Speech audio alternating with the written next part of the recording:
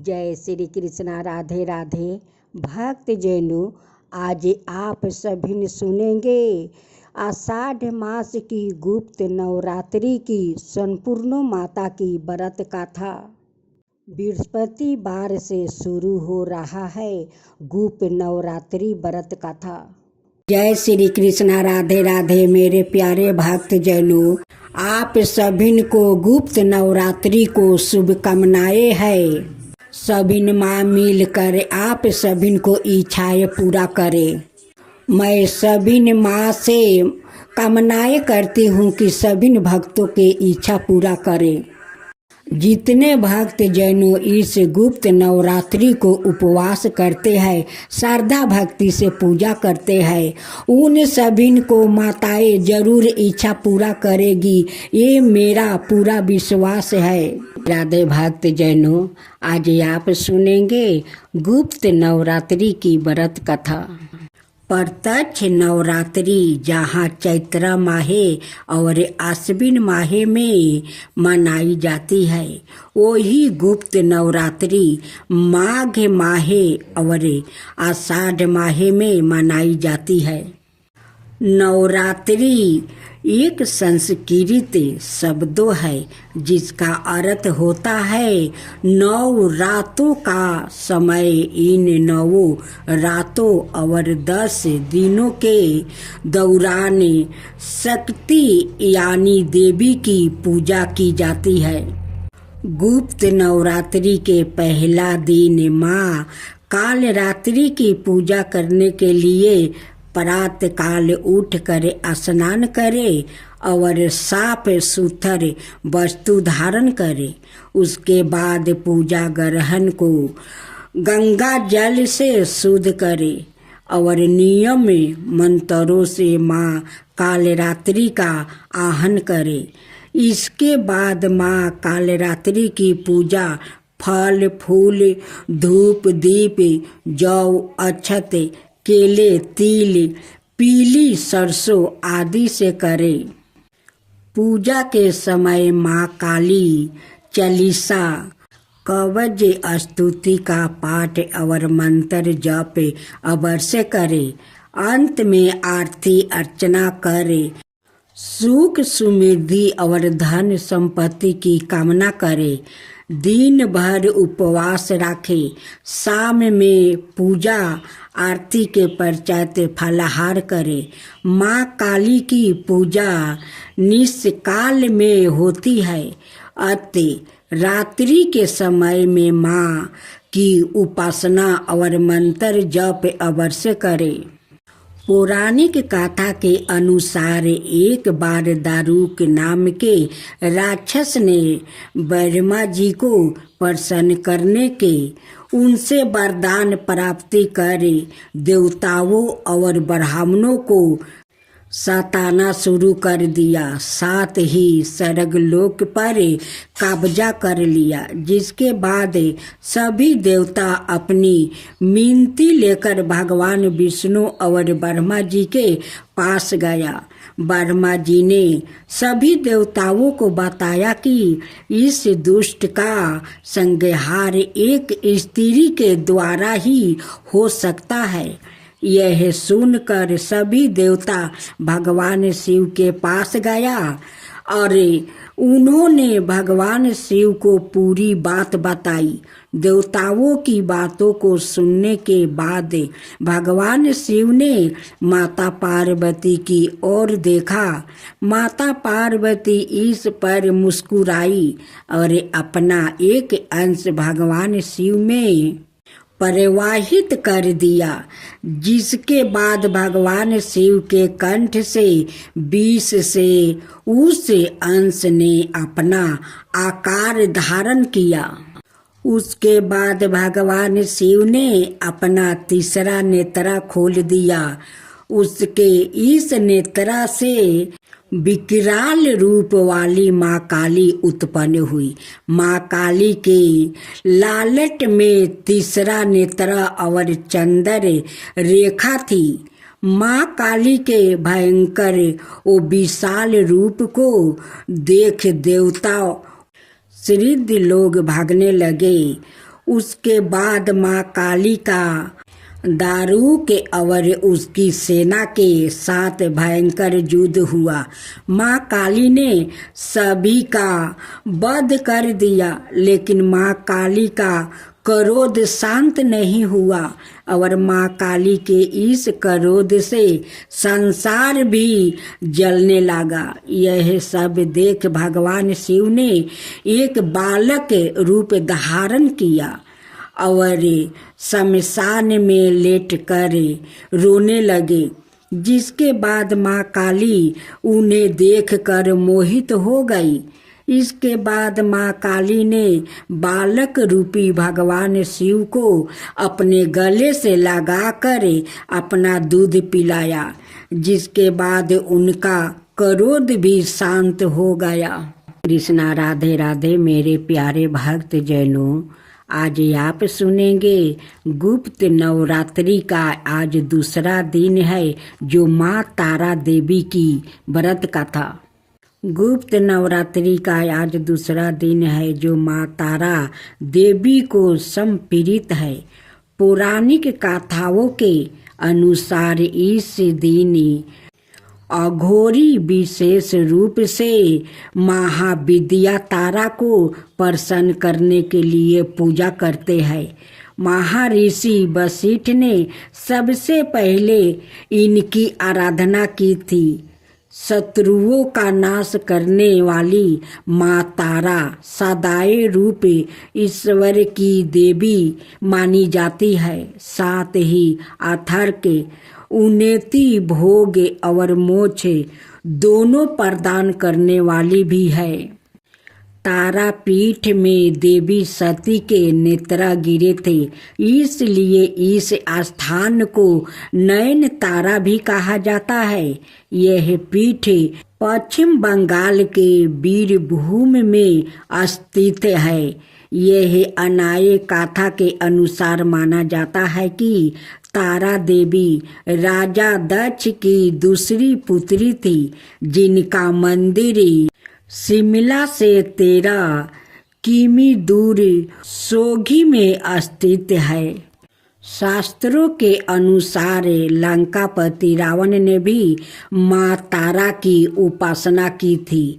साथ ही माता तारा देवी को लेकर यह भी मानता है कि जिनका उद्धार भगवान शिव भी नहीं कर पाते, उन भक्तों का उद्धार भी माँ तारा देवी करती है।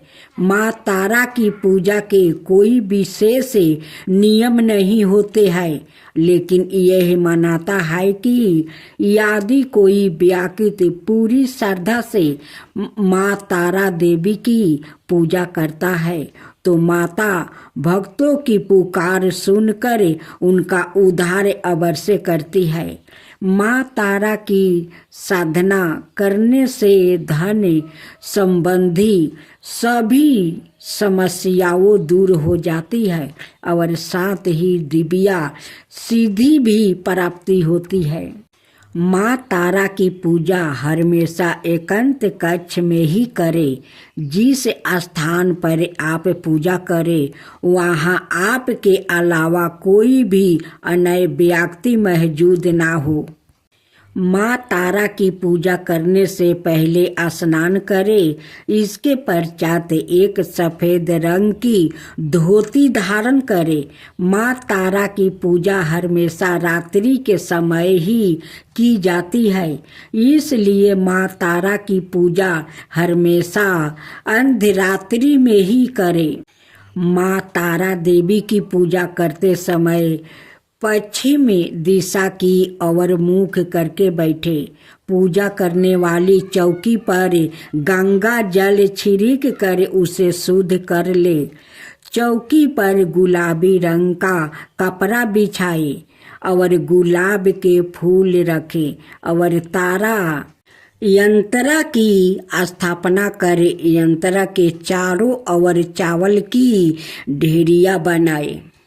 चावल की चारों ढेरियों पर एक एक लवंग रखने के बाद तारा यंत्रा के सामने घी का दीपक जलाए और मंत्र जप करे, श्रद्धा पूर्वक माँ तारा की कथा सुने। कथा सुनने के बाद आरती करे। पूजन करने के बाद पूजा में इस्तेमाल की गई सभी सामग्री को किसी बहती नदी में प्रवाहित कर दे। यह पीपल के पेड़ के नीचे जमीन में खोद कर भी दबा सकते हैं। माना जाता है कि नील कांच की माला से 12 माला का जप करने से माँ तारा देवी प्रसन्न होती है और लोगों की मनोकामना पूरी करती है। कृष्णा राधे राधे मेरे प्यारे भक्त जनों, आज आप सुनेंगे तीरपुर सुंदरी की गुप्त व्रत कथा। तीरपुर सुंदरी मंदिर में दीपावली पर भी होता है 12 उत्साह। तीरपुर सुंदरी शक्ति पीठ में तंत्र साधक साधनाएं करते हैं। तीरपुरी सुंदरी मंदिर में सबसे बड़ा उत्साह दीपावली पर होता है। इसे यहाँ दीपावली काली पूजा के रूप में माना जाता है। इस अवसर पर 12 मेला लगता है। कूरम पीठ भी कहा जाता है। तीरपुर सुंदरी शक्ति पीठ को मंदिर की बनावट और वस्तु कुछ इस तरह से तैयार किया गया है कि यह भक्तों और पर्यटक को दोनों को आकर्षित करता है। मंदिर का निर्माण बंगाली वस्तुओं शाली एक रत्न में कराया गया था, जिसे पहाड़ी पर यह मंदिर स्थित है। उसका आकार कछुए की पीठ के जैसा है। इसी कारण इसे कूरम पीठ भी कहते हैं। माना जाता है कि इस जगह भगवान विष्णु का मंदिर बनाना था। निर्माण शुरू भी हो चुका था, लेकिन तीरपुर के तत्कालीन राजा धनमाणिके को सपने में देवी ने दर्शन दिया। सपने में राजा को यह बात चला कि जहाँ विष्णु मंदिर बन रहा है वहाँ पहले शक्ति पीठ था। इस सपने के बाद राजा ने बंगाल देश के चिटगांव में काले पत्थर की बनी तीरपुर सुंदरी की प्रतिमा को लाकर मंदिर के गर्भगृह में स्थापित कर दिया। मंदिर के गर्भगृह में काले गुरना ईंट पत्थर से निर्मित 2 प्रतिमाएं स्थापित है। 5 फीट ऊंचाई की मुख्य प्रतिमा माता तीरपुर सुंदरी की है, जबकि 2 फीट की दूसरी मूर्ति है जिसे छोटी माता कहा जाता है। यह मूर्ति भुवनेश्वरी देवी की है। 10 महाविद्याओं में से एक है देवी तीरपुर सुंदरी। माना जाता है कि तीरपुर सुंदरी 10 विद्याओं में से एक है। सौम्या कोटि की माता है।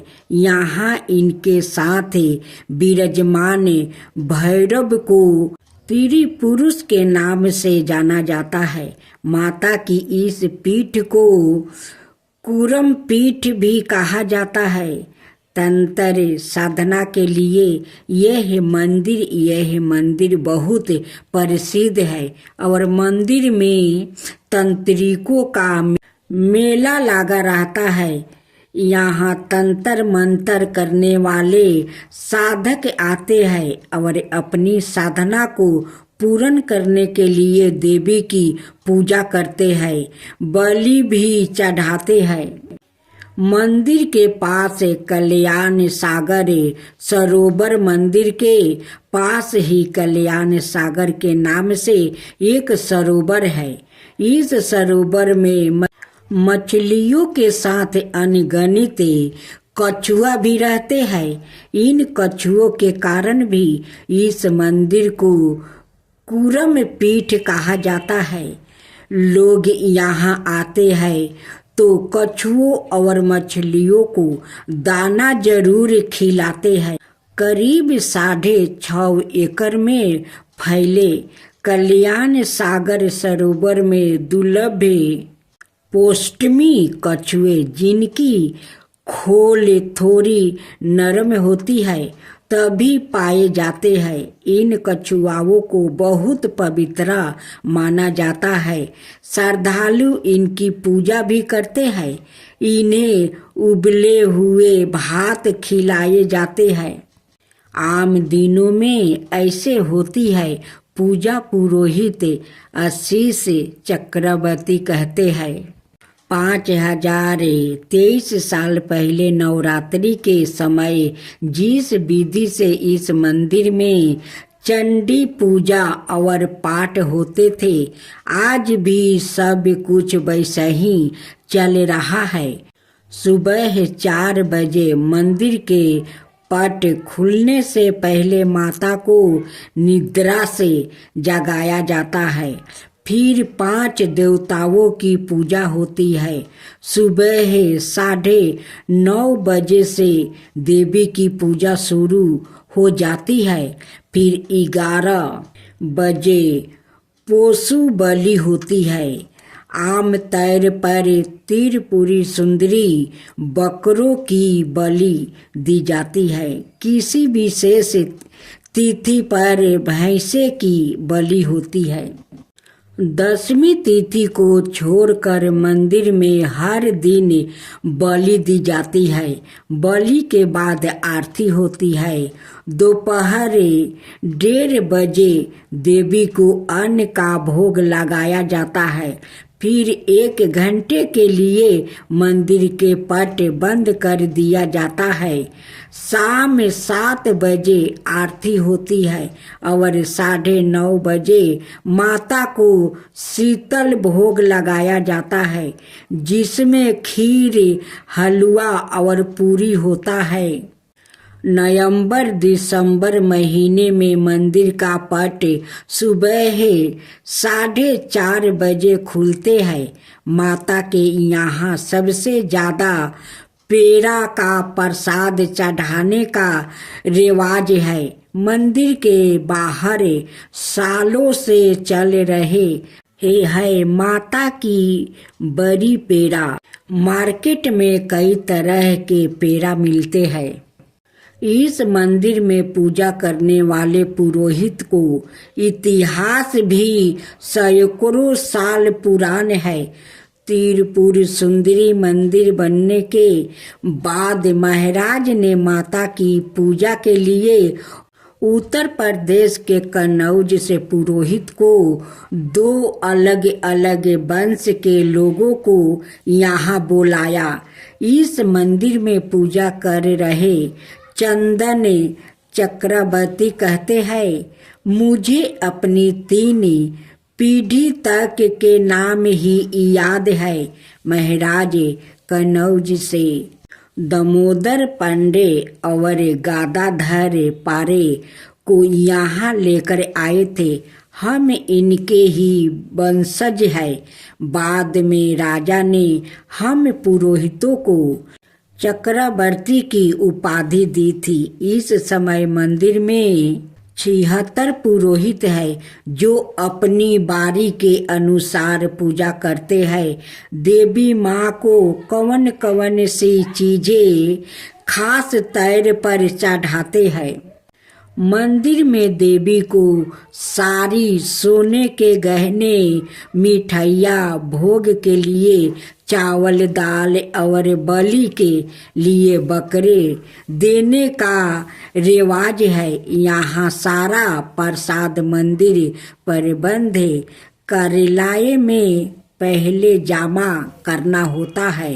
इनमें ज्यादातर लोग देवी को रंगीन सीढ़ियाँ चढ़ते हैं। इन प्रसाद के साथ 20 रुपये से लेकर 50 रुपये तक की पर्ची काटी जाती है। भक्तों को मंदिर में बनाने वाले अन्न भोग खाने के लिए 70 रुपये की अलग से एक पर्ची लेनी होती है।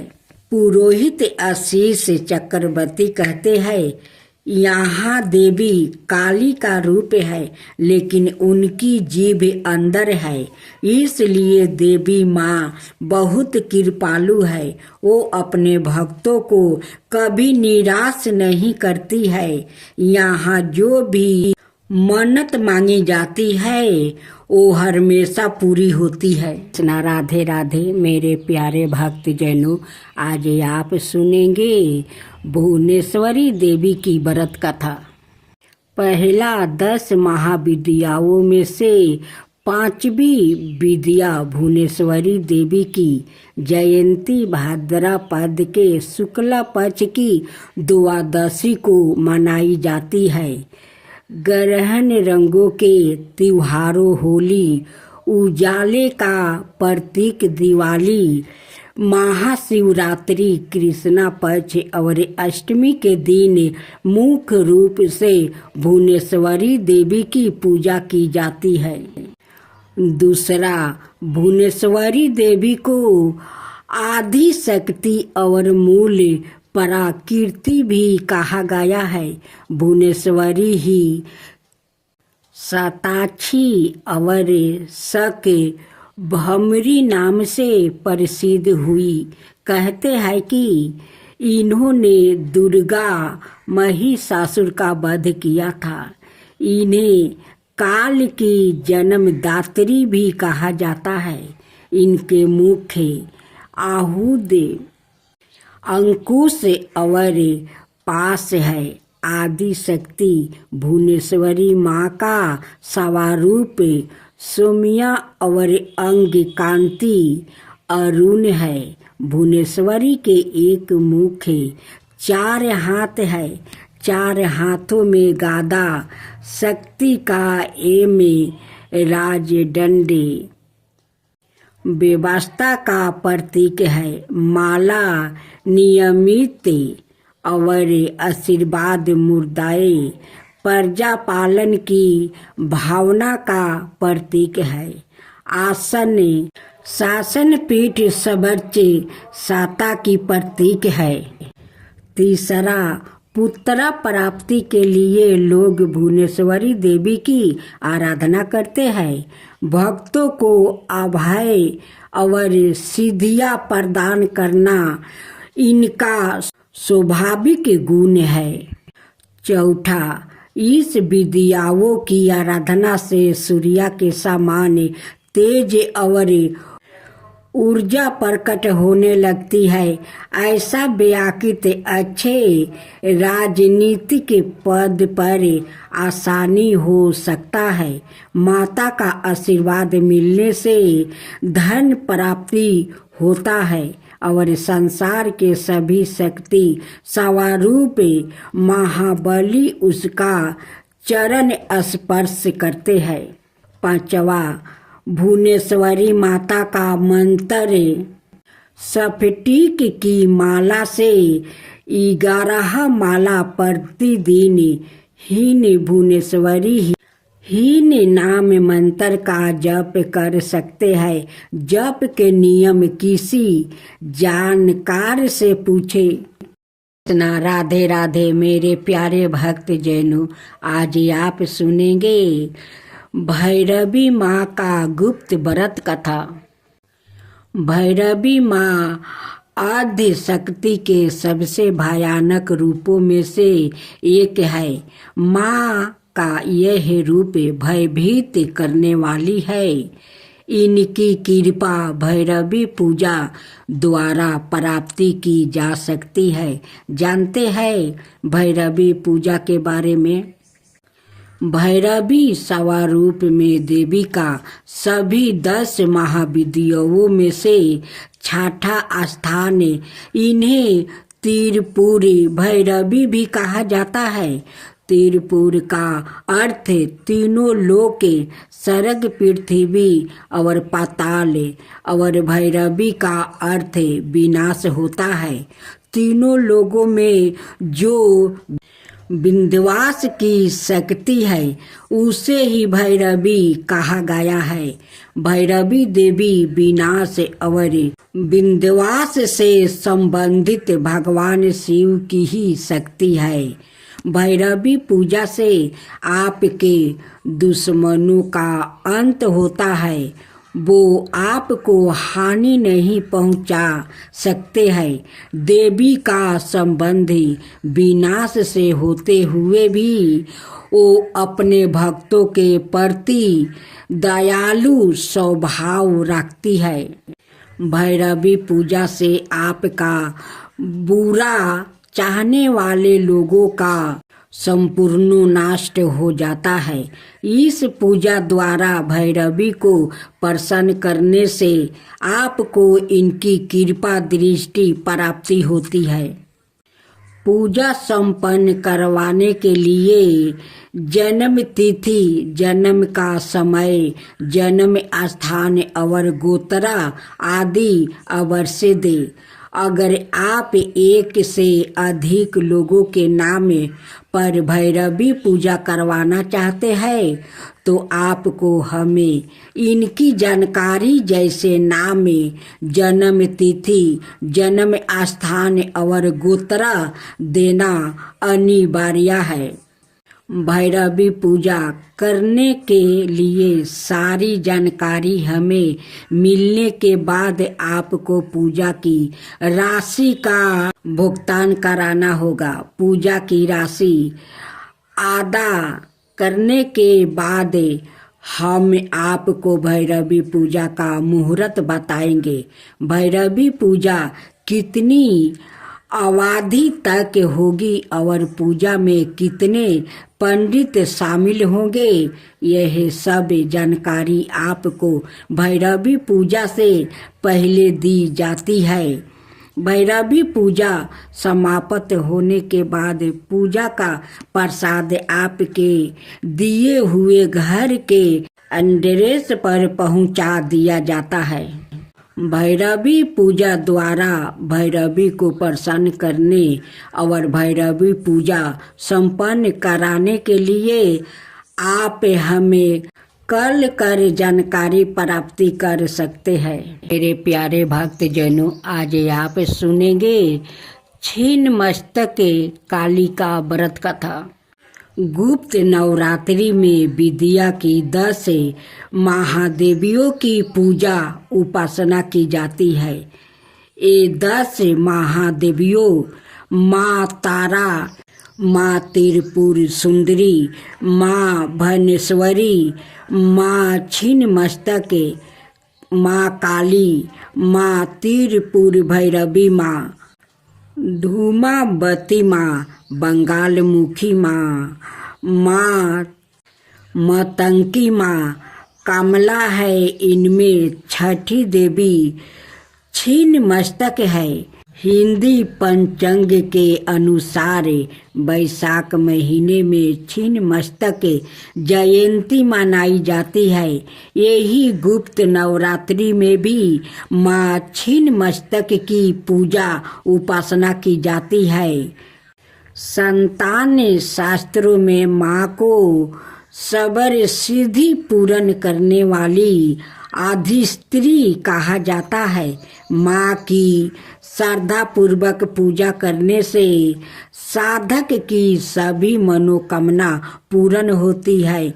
आइए माँ छिन्नमस्तक की उत्पत्ति की कथा जानते हैं। किंवदंती है, एक बार माँ भगवती मंदाकिनी नदी में अपनी सहचारियों के संग स्नान ध्यान कर रही थी। उसी समय माँ की सहचारियों को तीव्र गति से भूख लगी थी। भूख की पीड़ा के चलते दोनों सहचारियों का चेहरा मलिन हो गया। जब दोनों को भोजन हेतु कुछ नहीं मिला तो उन्होंने माता से भोजन की व्यवस्था करने की याचना की। सहचारियों की मांग को सुनकर माँ बोली, हे सहचारियों, आप थोड़ा धैर्य रखो। स्नान करने के पश्चात आपके भोजन की व्यवस्था की जाएगी। हालांकि दोनों सखी तत्काल भोजन प्रबंध करने की मांग करने लगी। माँ भगवती ने तत्काल अपने खंजर से अपना सिर काट लिया। तत्क्षण माँ भगवती का काटा सिर उनके बाएं हाथे में आ गिरा। इससे रक्त की 3 धाराएं निकली। 2 धाराओं से सहचारियों आहार ग्रहण करने लगी। वही तीसरी रक्त धारा से माँ सवाए रक्त पान करने लगी। उसी समय माँ छीन मस्तक का प्रादुर्भाव हुआ। तंत्र मंत्र सीखने वाले साधकों के लिए गुप्त नवरात्रि का विशेष महत्व है। माँ की पूजा हेतु पूर्व से ही साधक तैयारियां करने लगते हैं। पूजा घर की साफ सफाई की जाती है। मंदिरों को सजाया जाता है। गुप्त नवरात्रि के 9 दिनों तक उत्साह जैसे महलों रहता है। माँ को साधकों को चिंतापूर्णी भी कहते हैं। इसका भावार्थ यह है कि माँ चिंताओं को हर लेती है। ऐसे मानता है कि माता के दरबार में सच्ची श्रद्धा और भक्ति से जाने वाले भक्तों की मनोकामना अवश्य पूर्ण होती है। मेरे प्यारे भक्त जैनों, आज आप सुनेंगे माँ धूमावती की व्रत कथा। माँ धूमावती के परकटाए से संबंधित कथाएं अनूठी है।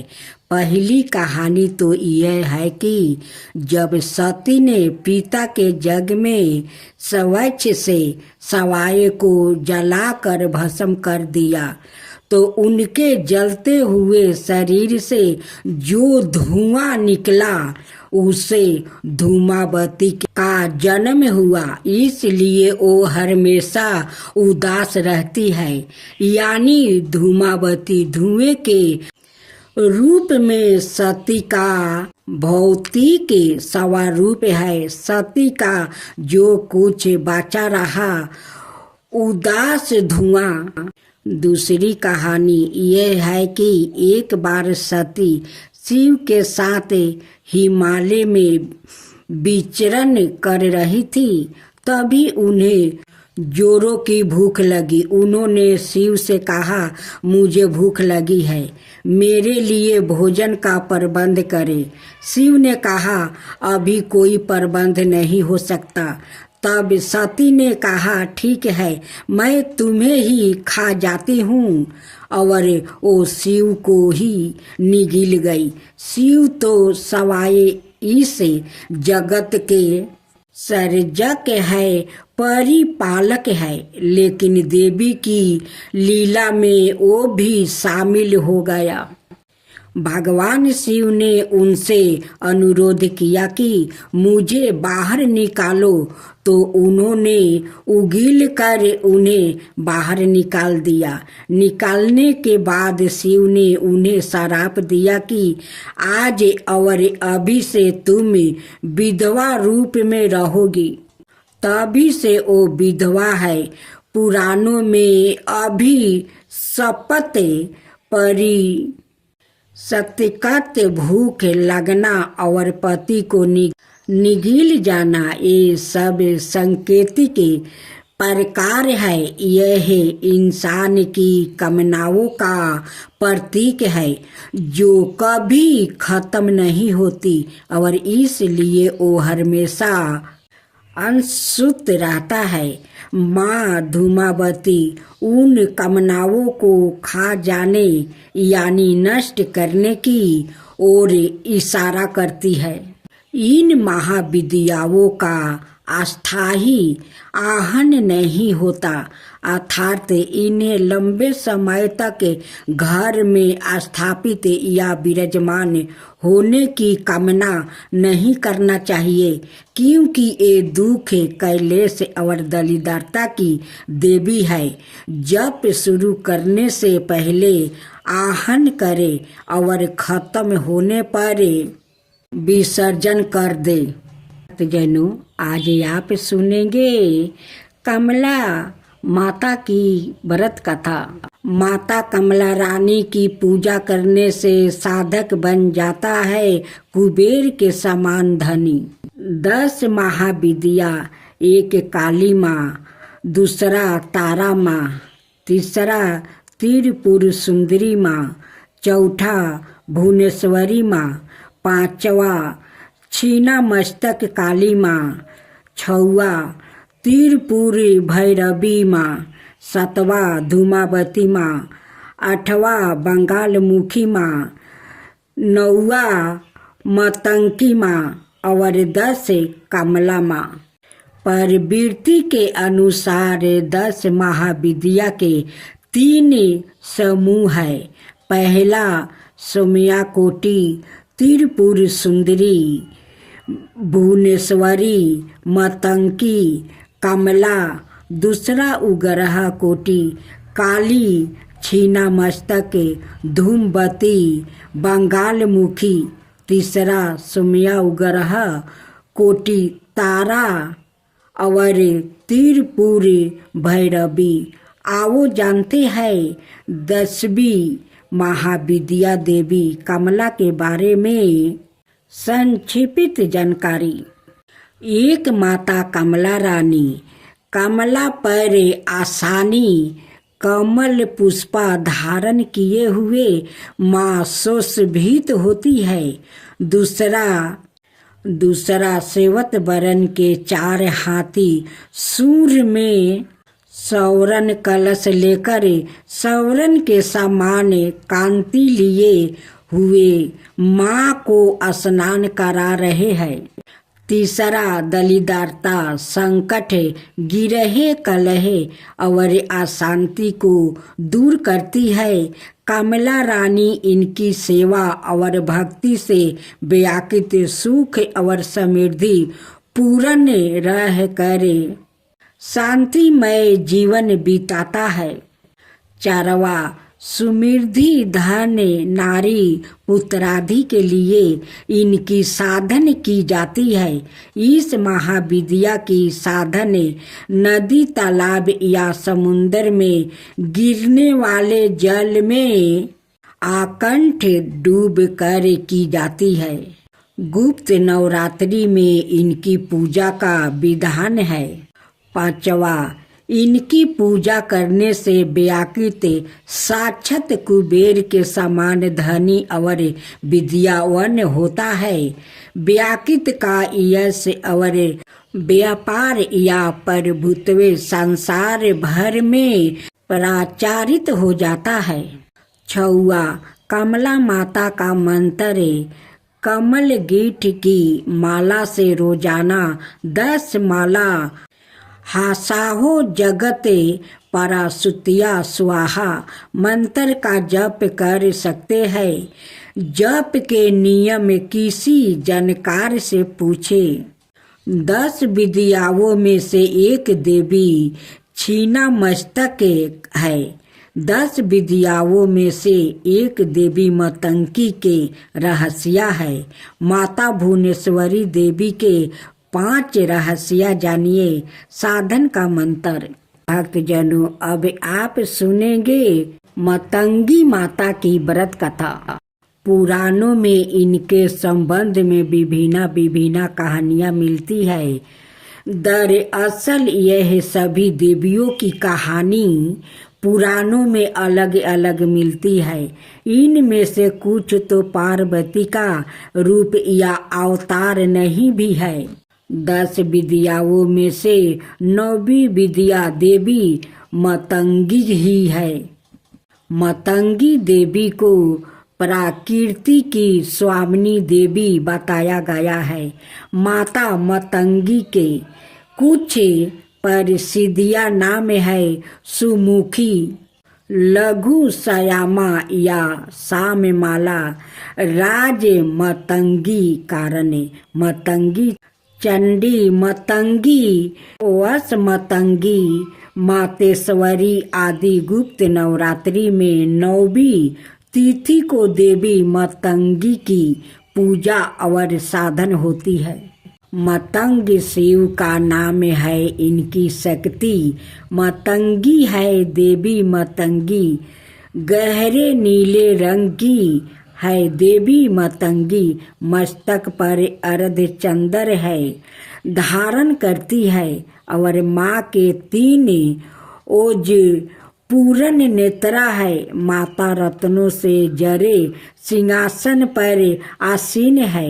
देवी मतंगी के एक हाथ में गुंजा के बीजों की माला है तो दाएं हाथों में बीना और कपाल है और बाएं हाथों में खरंग है। देवी मतंगी अभय मुद्रा में है। देवी मतंगी के संग तोता भी है जो वाणी और वचन का प्रतीक माना जाता है।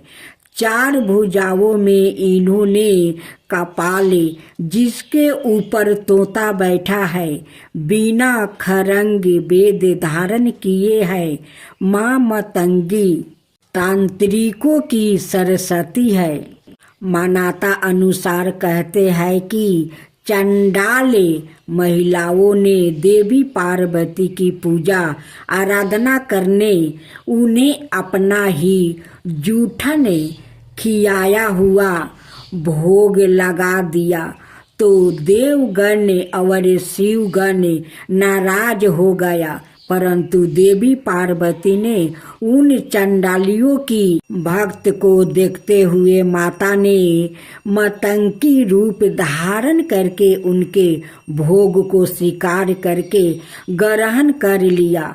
तभी से माता मतंगी कहलाई जाने लगी। मतंगी देवी इंद्रजाल और जादू के प्रभाव को नष्ट करती है।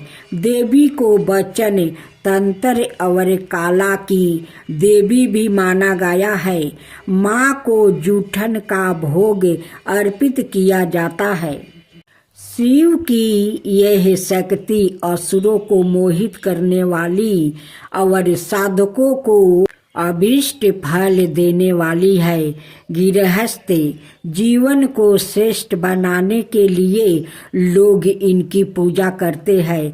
अक्षय तृतीया अर्थात वैशाख शुक्ला की तृतीया को इनकी जयंती आती है।